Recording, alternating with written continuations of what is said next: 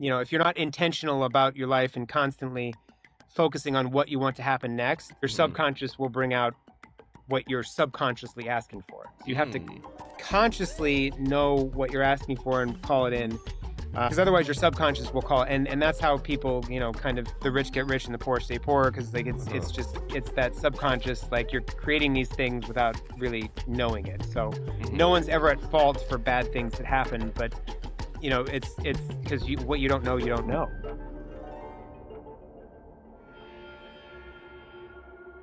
Hello, and welcome back to Retrieving Sanity with your podcast host, Keegan, and this is your podcast for all mental health, addiction, recovery issues, and topics. And I've got some questions for you. Do you feel like you need to get back to source at some point, or do you feel like you've been just kind of figuring out healing and you're still kind of lost?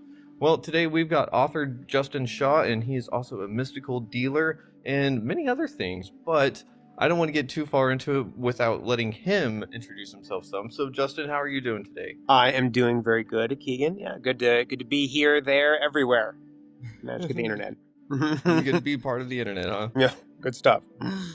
Why don't you tell us a little bit about you? Like, what is your book about, first of all? Yeah, so, thanks for having me on. So the book, itself is, I like to call it kind of a map for healing. It is a map to have. I had an extreme experience about 4 years back that I can only refer to as my bliss attack. So it's very similar to what one would consider a panic attack if you replace panic with love. And it was an onslaught of incredible feelings and emotions. I've done every drug in the book, and nothing compared to this. And it was just a continuation on for 3 hours. And at the same time, I'm in this love energy. I'm also getting downloads kind of from the universe. And I'm realizing that in this moment that I have been on airplane mode my whole life.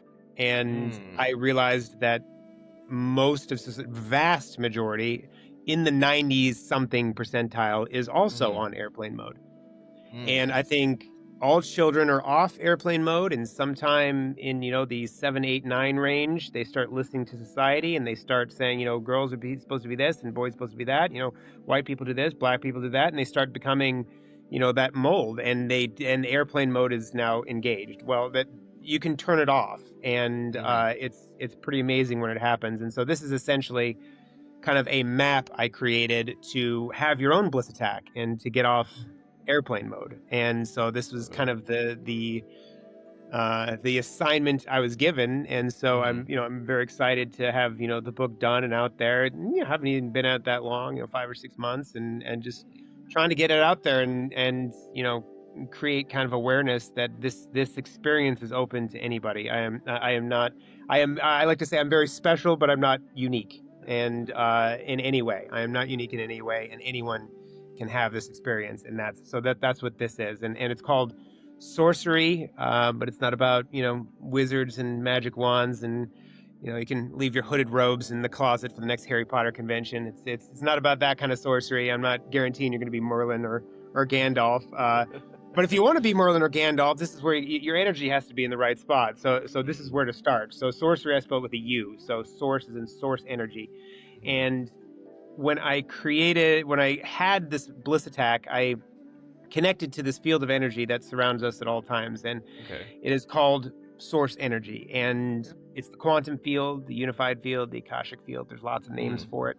Yeah. And it is... And that is that airplane mode. It's that Wi-Fi signal that all of a sudden starts coming in, and all the messages start coming in. And so explaining source energy to a human is like explaining water to a fish. So it's a little bit, it's everything, but at the same time, how difficult is the fish gonna have understanding what water is? Like, it's everything. As you move because you breathe because of it, and the fish is kind of gonna be like, I don't get it, so that is what source energy is. And if you're able to connect to that field, to all of a sudden get on that Wi-Fi signal, the brain does not store information. It is the receiver that connects to this field. And once you kind of connect to it, now you've got access to any information that ever was or ever will be. And so that is how this book came to be, from a very, like a C plus student in school, and a former drug addict, like all these things, that these kind of labels I took on that are not who I am, and Mhm. discovering who I am is how this whole thing came to be. So that's Hmm. kind of the long and short of it. Fair enough. I mean, that sounds really deep and impactful. And one of the things that I'd love to explore with it too is the addiction aspect, because that's Hmm. what Retrieving Sanity was born from, as well as a little. It was a mission pretty much given to me by my higher powers, if you will. And so I was like, all right, well, here we are. We're doing it. And it has brought about some really crazy things. And so I can only imagine what your mission, like you were saying, has brought about for you and your worlds, because it's very strange how everything just kind of lines up in some ways, right? Once you start hitting the things on the head, especially whenever we're talking about recovery, right? Because things just kind of start lining up somehow. Yeah, no, yeah, and I am.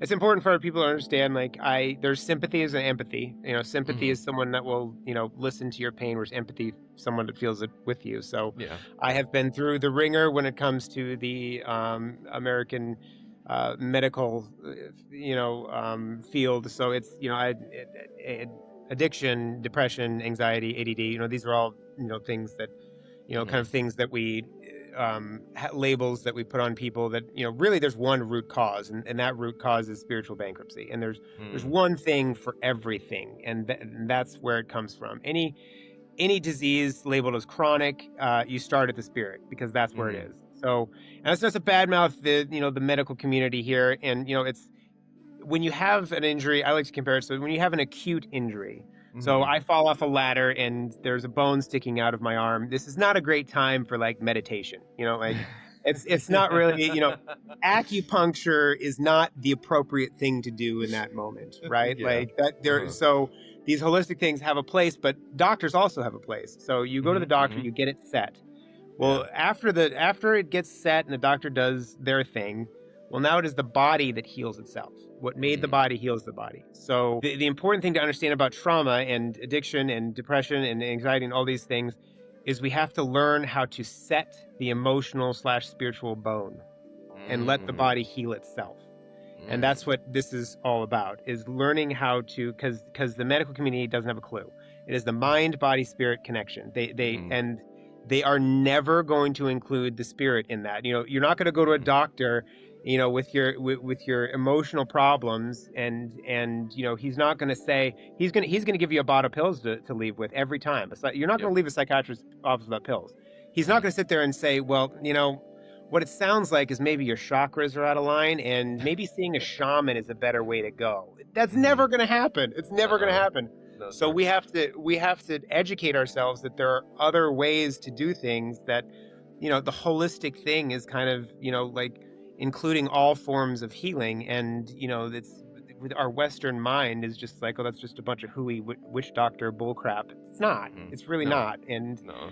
and to set that emotional bone, that emotional spiritual bone, and allow the body to heal itself is it feels incredible. And I've been doing it, and there's no healed, right? I'm not going to sit here Hmm. and say I'm healed. It's always healing, but Hmm. holy crap, have I come a long way.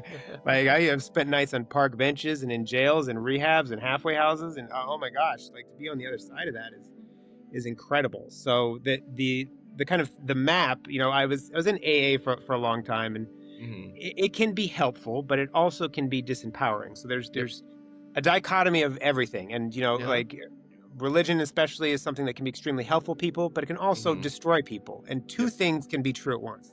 Yes, sir. So AA it helped me at times, and there are times when it wasn't so helpful. So Hmm.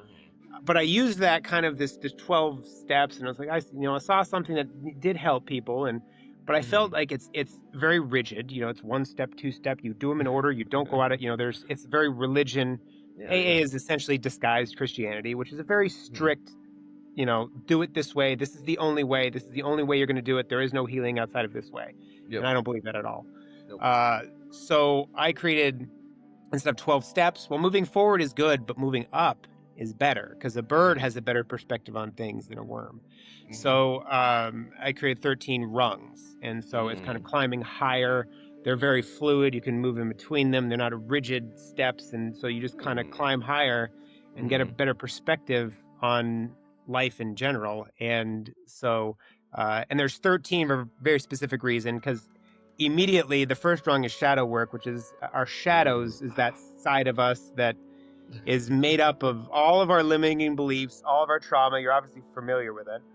And that shadow, the shadow is the reactor, the sorcerer is the responder. So immediately 13, I want people to start thinking about their limiting beliefs, because the number 13 is not, we think it's unlucky to the point where we don't have 13 floors in hotels, which is ridiculous. I mean, there is a 13th floor, but we call it the 14th floor, and it's just, and it's silly because the number 13, it is not unlucky, and it is actually a number associated with divine and is very lucky. And in tarot, it's associated with death, rebirth, and transformation, which is what sorcery is all about. So immediately, I want people to start thinking about truths they hold close to their heart that may not actually be true. And that's something that has helped me immensely with that Bliss attack, is starting to deconstruct, especially in particular Christianity, that put these beliefs inside my head and my heart that simply aren't true. So yeah, that's kind of that's kind of how it's set up, is that's the map. Yeah, that's awesome. And it's great to speak to someone that has such a broad view of things, because you're very in line with me and my line of thinking with everything recovery based. So it's really cool that you've gone and established something like this to where other people are able to sit there and follow in your footsteps as well. And I actually got you may not be able to see it too well. I can see it. Yeah, I can't tell. Yeah. I can't read it, but I can see it. Yep. Oh, it's the death card. This is from the Tarot of the Abyss. So the death card. Yep. Which is a good thing. People, again, that's another. That's actually a good card. It's to die to yourself and be reborn. Yeah, it's not. People see the death card, like no, it's not. It's not bad. It's not a bad thing. No. But that's the thing, right? Like, you were talking about how we are basically being programmed at younger ages to either accept or to essentially reject things early on without much evidence, one way or another, right? And so that kind of keeps us away from source, because, well, how do you get to source if you're only flowing in one direction, right? You have to go both ways, right? Yeah, absolutely. Yeah, and it starts with that kind of separation thing, that I'm different than you, you're separate from me, my religion is better than yours, I'm superior because I have more money, and just these things that society tell us that are not true at all. We're all kind of individual glasses of water that, at the end of our lives get poured back into the ocean. Everything becomes equalized again. And so, death is far from scary. I'm not suicidal by any means, but I'm not scared of it at all. I'm looking forward to it when it comes. I've still got a lot of everyone here has a mission. If you're here, you have a mission. You got to find it. But I'm certainly not. I have no fear of death, and looking forward to it in a healthy way. I'm looking not in a suicidal way. I am not scared of it, and it's gonna be fun to get poured back into the ocean, I think. Yeah, that's for sure. I can tell you from my own near-death experience that it is something that I'm not afraid of anymore either, and it's just more of those, like, I just want to make sure everyone around me is ready for that kind of thing, because it doesn't scare me personally. Everyone else around me, I know, is going to have a hard time with it, but for me, I'm like, oh, well, I know where I'm going, I know what I'm doing and everything, so it's okay. Exactly. Yeah, it is. Yeah, but it's super hard to describe that kind of feeling and everything that's going on. But you were saying that you were having a bliss attack, so essentially that would be nirvana in a sense. Would it? Yeah, it was. Yeah, it's something similar to that, where you're nirvana is this state where you're no longer confined to like societal norms and have no more fear of anything, and it's just this blissful state. And yeah, that's what I would say I experienced. I like to call it my near life experience, because there's a near death experience like you had, but this was a near life experience, because it was like I was feeling what it was like to die without actually going through any sort of death. I just taken on meditating, but I wasn't even meditating at the time. I was stretching after workout, and this energy just came over me, and it was just like, what is happening? And it just the fact that it was so unpredictable and random. Like I was doing a lot of work for it to come to that point, but then the event being so random was really cool and took me by such surprise. And I've had several of them since then, and I'm not at the point where I can just say I'm gonna have a bliss attack. Like that's it's that gamma brainwave state. So I understand like scientifically what was happening in my brain, but there's no scientific explanation for why that would happen. So it happens when it happens, and when it happens it's amazing. And I'm back in that bliss attack state. It's probably happened, that was about 4 years ago, and it's probably happened somewhere between 5 and 10 times in between, and probably not 10, probably like 5, 6, 7, somewhere around there. But every time it pushes me forward. It gives me a new vision. It gives me a new, oh, okay, this is the outlet we're going. This is where we're going, and so every time is quite transformative. But I can't just bring it on.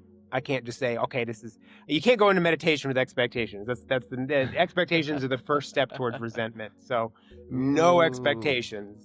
No expectations. Yeah. So you can't go into. You just have to just be. We're always being, human doings, and meditation gives us the chance to be a human being, and that's that's the kind of door it opens. Because if you're constantly in this state of, there's convergent focus and divergent focus, and convergent focus is what we're in right now, and it's what most people are in every day. You go. You're on your phone. You pick up the kids. You walking the dog. Your focus is converged on something worldly, and you're essentially telling Source that you're busy at that point. So the only way Source is going to get through to you is if you sit down and have that divergent focus. It's like it's a broadening of the focus. It's like if you were standing up to sitting with your nose against a brick wall. You're only going to see like a blurry shade of red.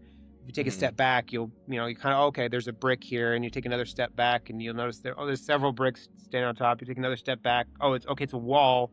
You take maybe another step back, and you're like, oh, this wall is attached. And then you take another step back, and you're like, oh, what was a blurry shade of red is actually a castle. And that's the divergent focus that you can achieve in meditation. But it's a practice, and it takes time to get familiar with it. Certainly, there's a lot of people say I'm bad at meditation. There's no good or bad at meditation. There's only practice and unpracticed. So, and that's it. So it's just a matter of doing it and being okay with what comes up. There's never a bad meditation. There can be uncomfortable things that come to the surface, but they need to come to the surface, because if if you have to feel it to heal it, otherwise what you resist will persist. So you have to bring that up, and if it's uncomfortable, that's okay. It needed to come up. So it's just, people kind of shy away. It's like, I had a bad meditation. It's like, no, that's good. That's crap. It needs to come out so you can have a good meditation. Yeah. Yeah, for sure. Your subconscious will sit there and bring stuff forward for you whenever it kind of feels like you're ready for it consciously. And that's one of those things, is that if my body is deciding to do that, I, in my healing journey, have to accept that responsibility and say, all right, what is this trying to show me? What do I need to do about it so that I can actually progress?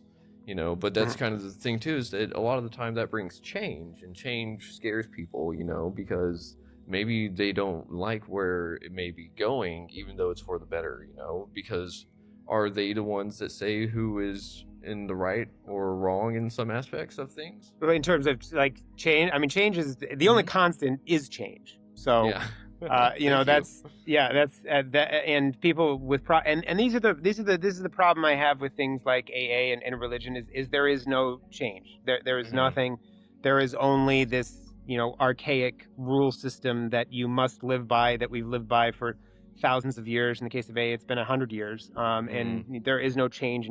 So systems like that I'm very wary of, because if you're not okay with change, there's some control issues going on there. There's like that's what I've found religion to be. I will speak freely about Christianity because I was in it for 10 years, and it was part of AA and Christianity went together like peanut butter and jelly for me. And it did keep me sober until it didn't. I realized that Christianity for me was it's like this. it's like this beautiful mansion, right? I compare it to just Mhm. this, there's 17 bedrooms and there's plenty of bathrooms and there's a pool and there's a game room and there's a basketball court and all these Mhm. amazing things, inside. It's like life is great inside the mansion, but there's a bouncer by the door saying, no, you can't go out. You can't go out there. You don't want to go out Mhm. there anyways. Mhm. It's full of zombies and there's a nuclear holocaust. You don't want to leave the mansion, okay? Yeah. And that's that exploring other religions, right? It's Mhm. things like yoga and meditation and Buddha and Mhm. what other religions believe. That's taboo. Yep. That's death and destruction. And so, Mhm. so I was in this mansion and it was very nice in the mansion for a few years. But then my mom got terminally ill, and she slowly passed over a year, and to see Mhm. the mind and body kind of dwindle away from cancer is a very traumatizing, difficult thing. But what Yeah. made it 10 times worse, 100 times worse, was that I was programmed to believe that she wasn't a Christian. She didn't go to church. She was going to hell. Oh. So that was, yeah, let me tell you, that was awful. And I probably was Mhm. not fun to be around. I would be kind of a shepherd into the afterlife now and be like, Mom, your pain's gonna be over. It's like taking off a tight shoe. You're gonna Yeah. absolutely love it. Whereas I was just terrified that Mhm. she was gonna spend eternity in this terrible place and just Mhm. all this. And so after she passed, that's when I felt so awful. And that's when I started really questioning myself, like, you know what? I don't believe she's there. I think they're full of shit. I don't Yeah. think I don't think this is what they say it is, and all this. Mhm. I think this is a form of control, and I think Yeah. I think that it's that mansion I found out was built on this cracked foundation of control, fear, and judgment, and Mhm. you don't know it's there because it's the foundation, but the Mhm. foundation is everything for a house. Mhm. So um you're enjoying the pool and the game room and everything, but it's built on this cracked foundation, and it's Uh-huh. this control issue that is that they created this. I don't think Jesus would be a Christian if he came. He'd be like, you guys are missing everything I've taught. Everything, Yeah. you guys are doing it all Mhm. wrong. Mhm. So and that became my belief, and it became much easier for me. You can take all the amazing things, and if there's religious people out there, you can take all the amazing things from your religion and leave all the laws and dogma and fear-based shit, and now you're Mhm. spiritual. And Yeah. now that's a healthy relationship with source, because you're Mhm. spiritual and you're not.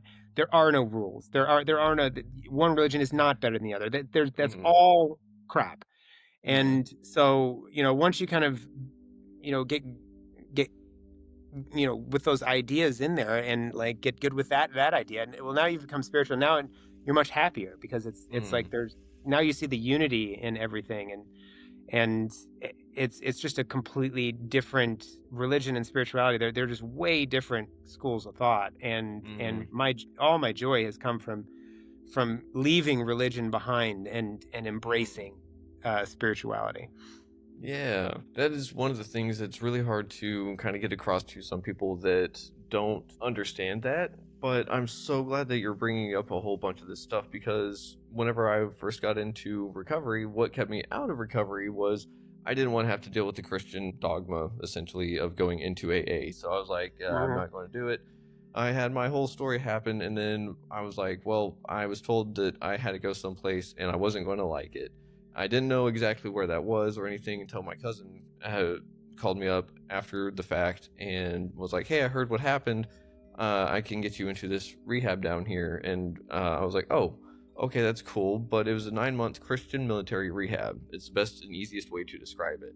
Yeah, Ooh. right. So I was like, "Wait a minute," and so I really didn't want to go, but I had told my higher powers and everything during my NDE that, like, hey, I'm ready to do it. Like, I'm ready to get better. I'm ready to do like what it takes. And so they said, okay, got some place for you. And then in AA, I saw the same kind of thing, is that if I didn't do it their way, if I didn't do everything just right, if I went any way out of bounds, I was going to relapse. And Mhm. relapse for me means death.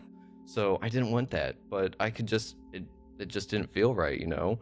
So I'm so glad that someone else feels that with recovery, because that keeps a lot of people out of AA too. They don't want to do it forever if they get into it, right? Yeah. Yeah, yeah. No, it's yeah, and that's it's that. control. And it is, AA is absolutely disguised Christianity. I mean, and I don't think it was Bill Wilson's fault. So if you think about it, Bill Wilson, the founder of AA, he knew that a spiritual problem like alcoholism needed a spiritual solution. Absolutely correct. And if you think about 1920s, 1930s America, the whole New Age hippie movement was 30 years away. Buddhism hadn't made its way over. You had Muslims were Muslims, Jews were Jews, and the only spiritual, if you wanted to be spiritual, you had one choice, and that's Christianity. So I don't blame him for, using a lot of the Bible and going the Christian route, because there was no other choices. I truly believe if he was alive today, he'd create something more like what I did, which is very fluid. There's no biblical thing in it at all, and it's just these things that can lead you to a better life. It's not, that's, you talk about like such a loaded question, like do you believe in Jesus? Well, do I believe he was a person? Sure, I believe he was a person. I actually believe a lot of the miracles he did. Do I believe he was sent from source to die for our sins? No, that's ridiculous. No. I mean, if you think about that, if you gave me a really detailed, nice little figurine that you spent a lot of time on and a lot of love, and I take your figurine and I smash it on the ground and I step on it, I'm not going to expect you to give me a hug for doing that, right? Like, the whole idea of sacrifice in the Bible is just like, it's the human sacrifice. It's like, Source was the one that made it. They don't. Why would Source want you to destroy something it made? Like, it's the line between Christianity and necromancy gets kind of blurry to me. So it's it's just like there's just so many things if I talk freely like this to a pastor, they just don't know what to do with me. They're just like, oh. No, they don't. You're just you're just hellbound, my friend. It's like, I don't believe that at all. So but yeah, that's part of why I created the system is there's problems with AA that and that whole idea of being powerless. You are not powerless. No one is powerless. That's crap. That's that separation between human and God when it is all one and the same. We all came from the source. We're all little expressions of source. Like a slice of pizza is still pizza, isn't it? Like it's a slice of pizza, but it's still pizza.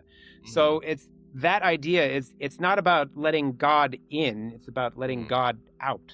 It's already there. And so that's kind of what this is just, it's something different, because I've seen people that come into AA meetings and they feel the religious undertones. They're already religiously traumatized. They've recovering Catholics are all over the place. They're just people that have been just absolutely, fear, and it's traumatized them, and they've completely left and don't know what to do. And then to be reminded of those days when, the nuns would beat them with a ruler or something is that's horrible. And so people won't get sober, and like, well, what do I do now? Because I'm not doing that again. So there needs to be other options. Mental health and recovery it's not one size fits all. So that's it's good to come up with other, and there are other things, but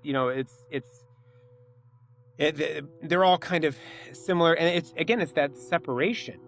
There's so much discrimination in AA too. It's like, if you don't have problems with alcohol, you're not welcome here. And not even just, it's like, they make you feel uncomfortable. I remember feeling very uncomfortable, like the first time I started talking about drugs, and I had someone tell me, it's just like, save your drugs for the drug meeting. And it's like, alcohol's a drug, asshole. It's like the worst drug. Like, I think the Schedule 1 narcotic, which heroin and cocaine are under, that what they say is a drug with highly addictive. It's a highly addictive substance with no medical use. What's alcohol? There's no medical use there. It's a Schedule 1 narcotic drug. Alcohol is, but you see the separation. And it's like, and everything has its own meeting now. Like, you're a gambler. We don't want to, we don't want you in our drug meetings because we don't have gambling problems. We can't understand you. Or you have sexual problems. Well, get out of our gambler meeting because we don't understand you. Like, it's all the same thing. It's all that spiritual bankruptcy, and that's what kind of the sorcery thing is. Not just for recovering alcoholics and addicts, or it's for gamblers and sex addicts, people that are addicted to the phone, people that struggle with depression or anxiety or just any of these chronic issues. You're eligible. It doesn't matter what you suffer from, as long as you're saying I suffer, it's for you. So that's It's to unify, really. It's truly Mm-hmm. to unify. And another thing I have a problem with is just the double-edged sword of the time thing in Mm-hmm. AA can be very problematic. I mean, it's Yeah. good to like kind of count your days and be proud of, okay, I've been sober 30 days, a year, 2 years. But my problem was the shame I felt for when I relapsed after 6 years was like, Mm. that's it, I'm done. And Yeah. that brings me out to where I'm never gonna have 6 years again. I'm gonna try, and I'm so Mm-hmm. embarrassed to go back. I'm filled with shame and like so Mm-hmm. that's not cool either. So there's No. some issues I have with it that just haven't changed over the years, and Yeah. there should be other options. No. Yeah. No, you're entirely right. I believe that there should be other options, and I'm glad that someone else is coming up and doing this kind of thing because I'm only going on 4 years, my first time myself, and that's the thing, right? Like, I actually have 4 years tomorrow. So Oh, wait, yay! well done. Yeah, well done. Thank you.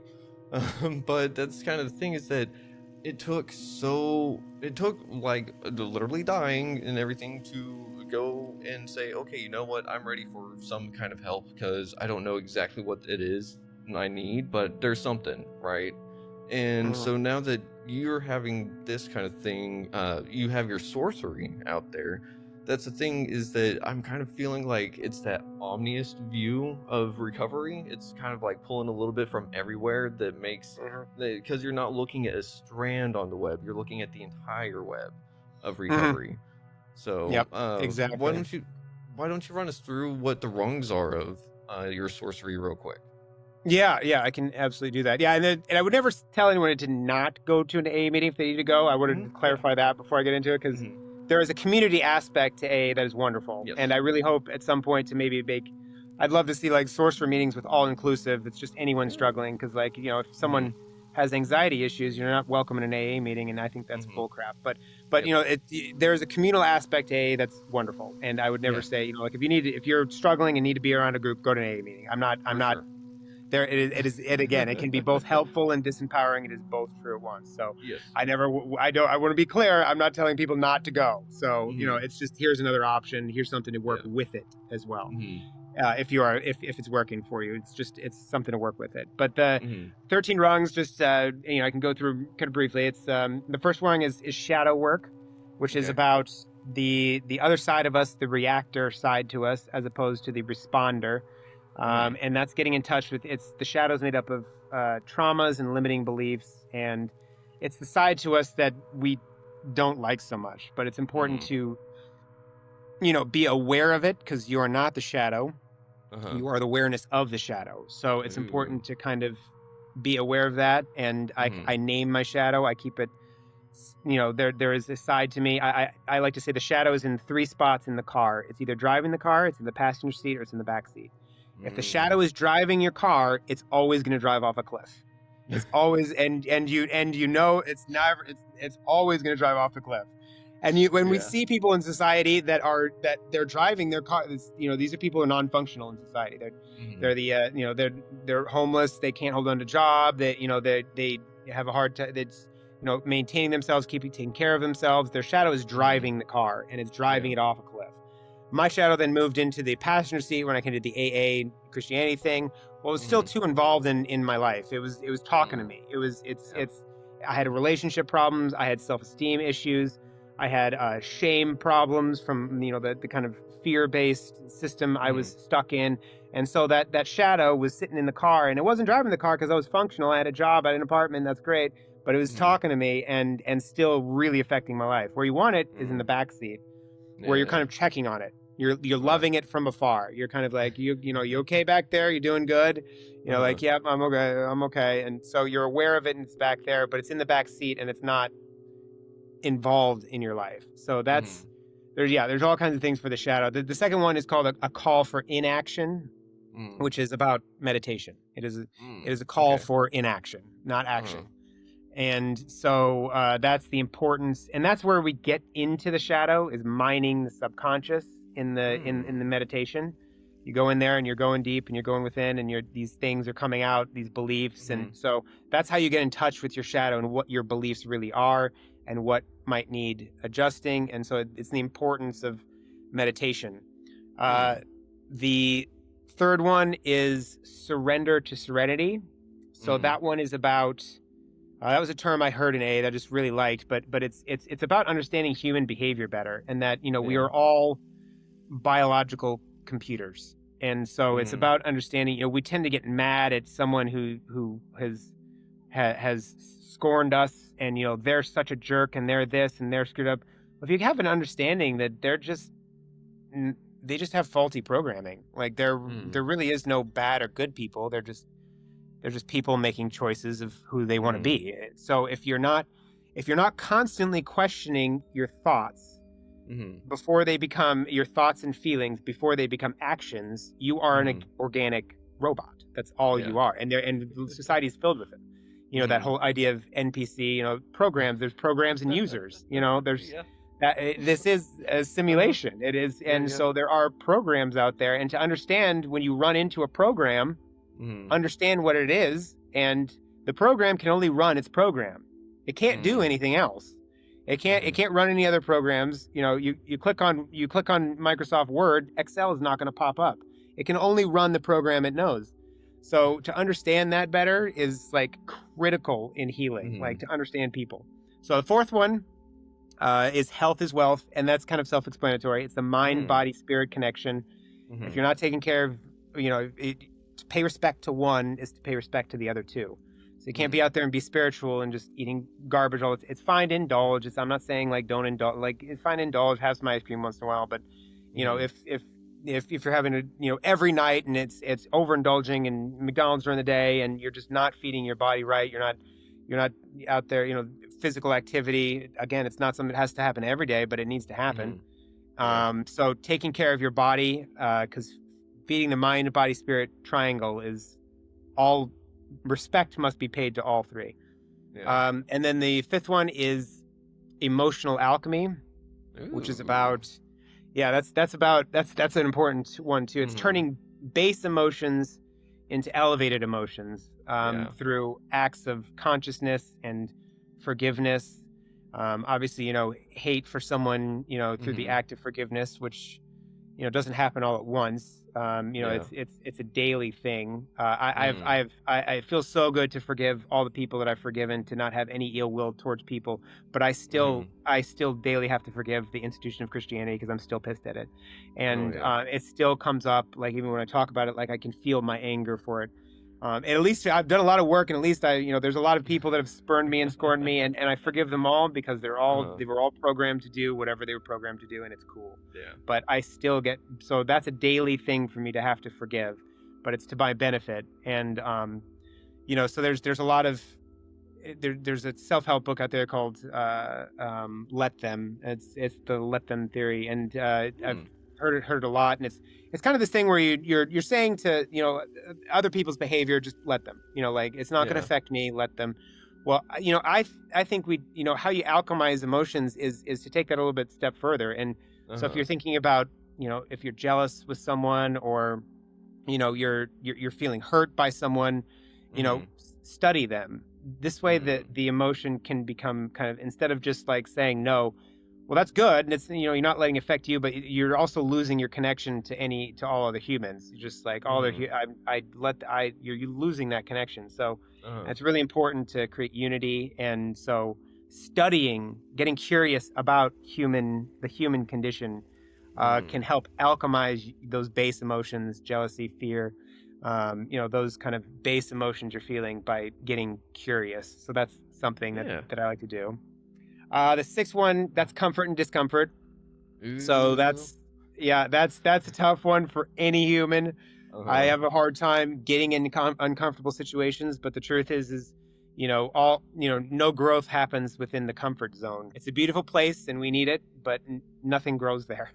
Mm-mm. So, I love my couch time and hanging out with my dog and watching, kind of fun TV that's like not necessarily growing. And we all need that. Mhm. But if that's what Mhm. you're constantly doing, you need to ask yourself what you're feeding yourself, because Yeah.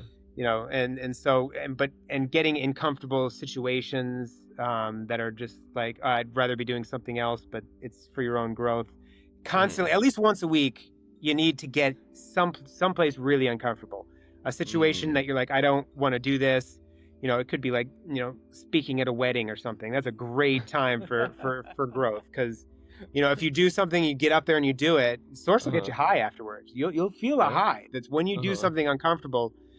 Cold plunges are a big one for me. That's so uncomfortable, but I get this, and I get this rush and high afterwards. That's Uh, like, wow, I'm glad I sucked it up and did that. So uh-huh. it's to be comfortable in uncomfortable situations, which is easier said than done. I understand that. Mm-hmm. The seventh one, hold on, let me see here. I'm losing place here. That's attention to intention. So that's a big one. Uh-huh. If you're not intentional about your life and constantly focusing on what you want to happen next, your subconscious will bring out what you're subconsciously asking for. So you have to consciously know what you're asking for and call it in, because otherwise your subconscious will call it. And that's how people, kind of the rich get rich and the poor stay poor, because like it's that subconscious, like you're creating these things without really knowing it. So no one's ever at fault for bad things that happen, but it's because what you don't know. But to know that, and to know that you have a choice,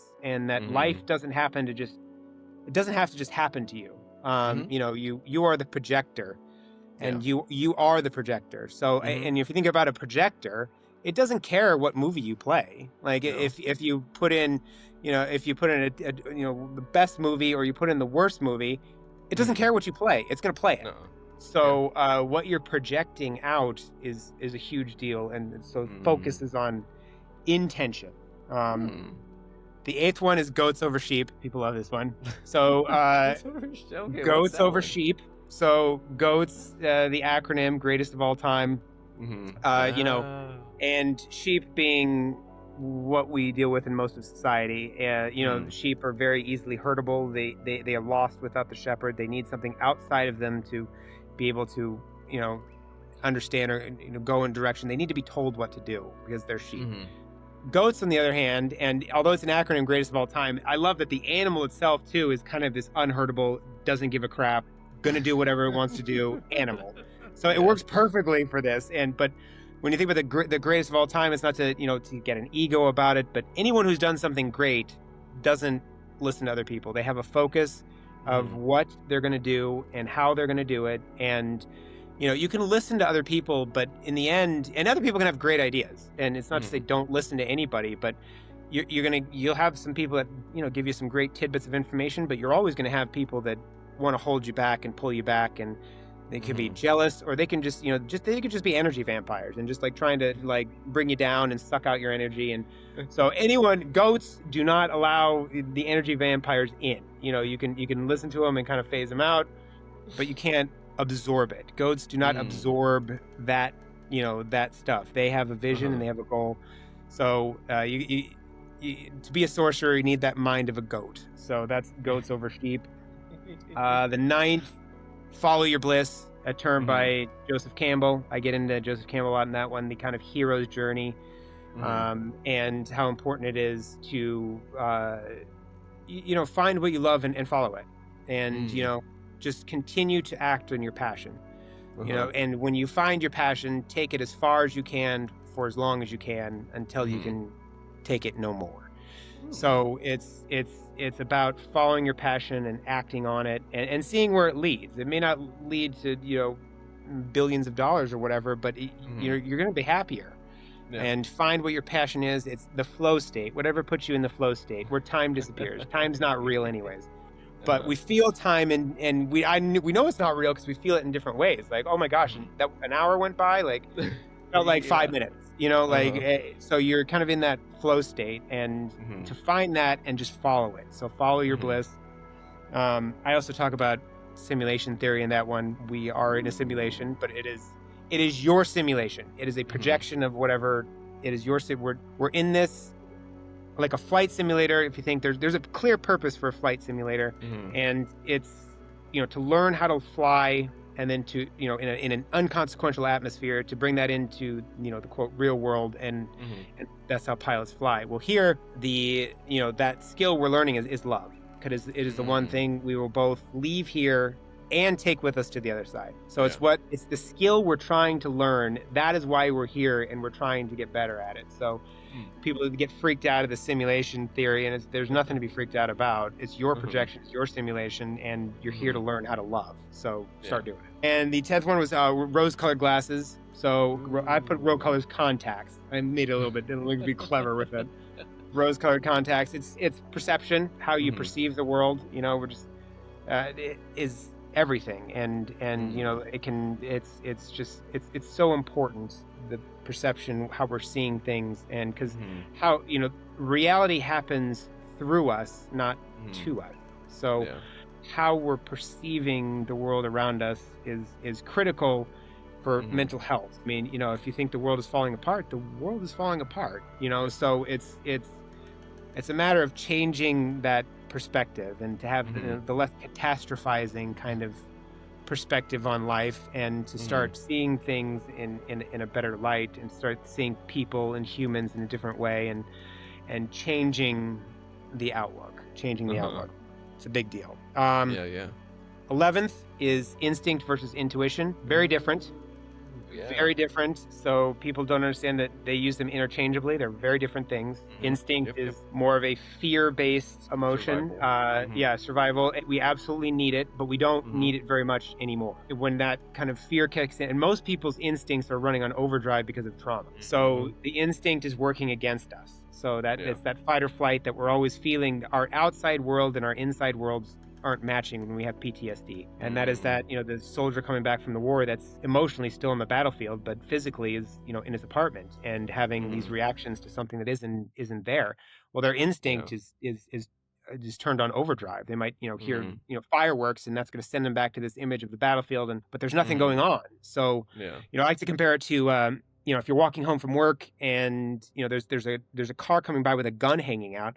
This is an Uh-huh. instinctual time to jump into a bush and get away. Your instinct Mhm. says danger, run, and Mhm. perfect. That's what it's there to do. Yep. But if you don't process that and deal with it in a healthy way, well, now you're going to get home, and you're going to be all sweaty, and you're not going to want to leave again. And every time you walk home from work, now you're jumping into the bush every car that's coming by, because you haven't processed that well enough. Mhm. And then you're going to get home and shut yourself in and never want to leave again. So we know a lot of people out there, and the intuition, and there's intuition training in the book, how to get in touch with your Mm. intuition, your higher self, which is the Uh-huh. player character in the simulation, the one that's controlling. If you don't have a contact with it, you're Mhm. programmed. So Mhm. it's getting in contact and trusting and knowing the difference between the instinctual voice and the intuition voice. Mm. And you do this by training yourself, by asking questions on, like, little things at first, and then building up questions. There's a whole thing in here about, like, how to build up this voice, which is now a huge part of my day-to-day life. And I know the difference, and the intuition is constantly leading me towards better and better things, because Mhm. we can take the route that, like, we want to take, and the instinct leads us this way, and we're supposed to intuitively take the other way. Source will recalculate, just like it Mhm. does with, Apple Maps or something. It'll recalculate. But the easier, softer way is, I'd rather take that way. And Uh-huh. to know that, okay, that's the way I need to take, and to know and trust that voice, is we should be teaching it to kids, at 3 and 4 years old in school. That's what we should be doing, but we're not. Yep. We're blowing it. So, Yeah. yeah, getting in touch with that voice, Uh-huh. huge. Yeah, yeah. So there's steps in there, like how to do that, and Okay. it's amazing that it comes through. And then Heck yeah. the 12th one is called that chakra life, which, it's Mhm. just about the importance of understanding the Uh-huh. chakras, understanding Yep. what they are, what their purpose is, if they're misaligned, to be open to energy healers that you can go Mhm. see, and they can take the pendulum and see what's. So it's just information of the chakras, and that they are Mhm. real, and that and how critically important they are. Yeah. And then the 13th one is called Assist Leader, which Ooh. is, I took a page out of AA's book, because they're right. It's the sponsorship thing, taking on an apprentice. Like, Yeah. we need, the Bible says, as iron sharpens irons, no one person is helping the other more. It may seem like, Mhm. maybe I have a better grasp on things than someone I see, like a spiritual Sherpa business, if one-on-one sessions with people, it might seem like I'm helping them more, but that's not true. They're Mhm. helping me just as much. And so it is that a back and forth kind of exchange, and you just need to program these concepts into our brains, and that's how you do it, is by Mhm. teaching them, that's how it really gets ingrained. You can kind of read over something like a book, but until you start acting and living and helping others, and the joy that comes with seeing someone that's open grow. I love AA's, attraction over promotion. I believe in that completely for something like Sorcery. Yeah. It is never to shove in people's faces ever. It's to attract, and when people are open to change, that's a great time to kind of pounce and be like, well, I've got some stuff, and so that's helping you as much as it's helping them. So that's kind of the assist leader. I like basketball. Assist in basketball is one guy helping out the other and to leading to the other to make a score. So that's kind of where that came from. But that's the 13, man. That's the 13. Yeah, man. Those are really, really powerful, just rungs, as you call them, because we're able to sit there and go in between them as we need to. And I think that is beautiful, because if we don't do that, like working the steps has always been kind of funny, because I sat there and the first time through them, I was like, man, this is kind of weird. But then after getting to the base of it and everything, I was like, oh, these are just like essentially a spiritual roadmap of like how to better your spiritual health, And so I was like, so if other people did this, even if they weren't struggling with addiction, they would actually be doing a lot better, So you actually came up with something that's like, hey, you don't have to be worrying about addiction per se. You want to get better. You want to deal with your mental health. You want to deal with this and go back to source, right? So it's the symptom. The addiction is simply the symptom of the spiritual malady. So it's not to focus on. That's why it's AA focuses on the symptom. This is just very fluid. You move in between them, and there's no symptom.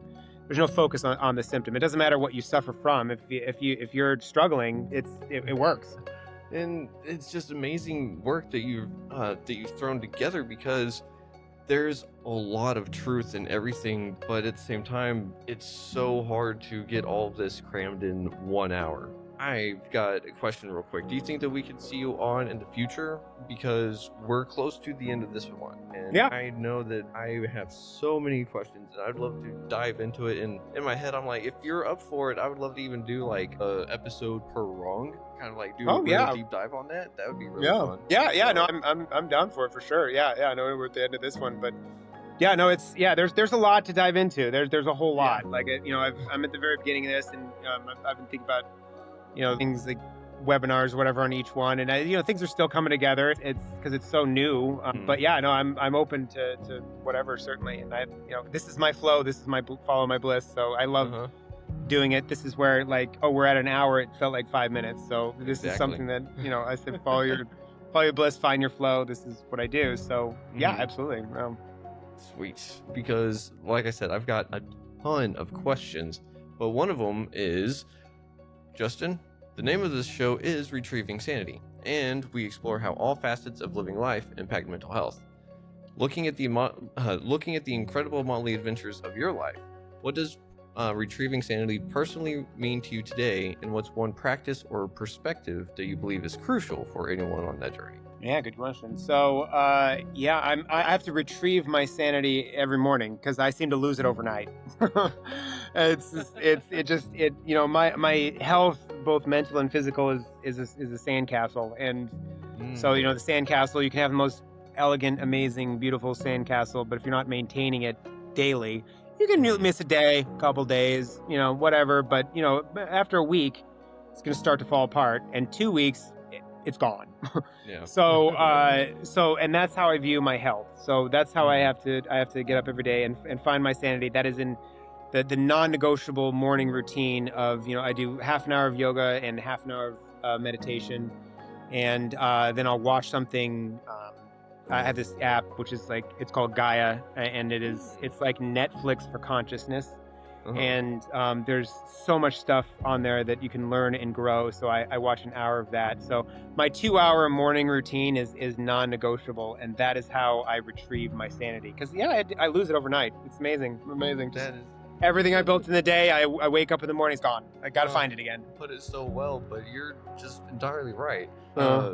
Because I've looked at recovery as in I'm constantly having to remake myself. but you just put it so well with the sandcastle thing, because you never know whenever a giant wave's going to come along and just like wipe all your hard work away. So, Yeah, and that can happen too. Yeah. You Uh-huh. can not maintain it, which will happen slowly, but then you can have something happen that just wipes away, and you got to start all over. So that can happen too. That's much more rare, but it does happen, and at that point sometimes you just got to start over. But the easiest way is to keep maintaining.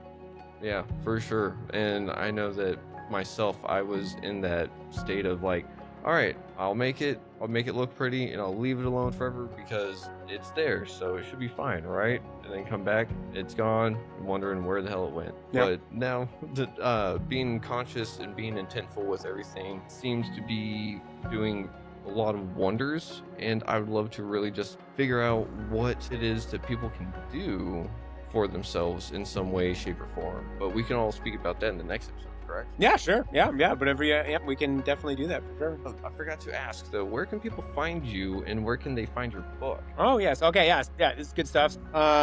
First of all, if you can't afford to buy it, I will gladly send you a free e-code for a free ebook or a PDF or something, because I just want to get this information out there, and I want to help get people get better. So you can email me at sorcerer with a U 13 at Gmail if you want a free copy. Otherwise, it is on Amazon for physical purchase. It just got on Audible like a week ago. So I recorded it in my closet in Phoenix in summer, and you can imagine what that was like. So I'm sweating in a dark room, and because the acoustics is better in the closet. So it's a funny story, but being a former stand-up comedian, I get to tell my own jokes in the book. There's a lot of humor. It's we take trauma healing lightly in this book because it can be funny. It doesn't have to be serious. So I do my impersonation. So it's on Audible too, for those that don't have time to sit down and write a book, but it's on Amazon, Audible. I was off social media for 4 years. It was a glorious 4 years, but I got back on a couple months ago because it's part of the deal. So, but I'm only on Instagram because I have Facebook PTSD. I seriously, I can't do it anymore. So I'm just not going to do it. But Instagram is sorcerer_13 with a U. So that's the Instagram. And then the website, you can always go there. It's www.awakenthesorcerer.com with a U. Ooh. Perfect. I love that. And Justin, I just got to say thank you for being on the show today, and thank you for doing what you do for the world, because it's just going to cause such a huge ripple that it's going to be undeniable at some point, So I'm excited to see where it's going to go. And I'm just excited to watch this explode, because it'll explode almost overnight, I bet. I'm certainly hoping for. I'm certainly hoping. Yeah, and I don't mind coming back on, and we can kind of do some stuff together. It sounds cool, but I'm looking forward to getting it out there. I wrote the book for me, but it can help a whole lot of people, so I'm excited.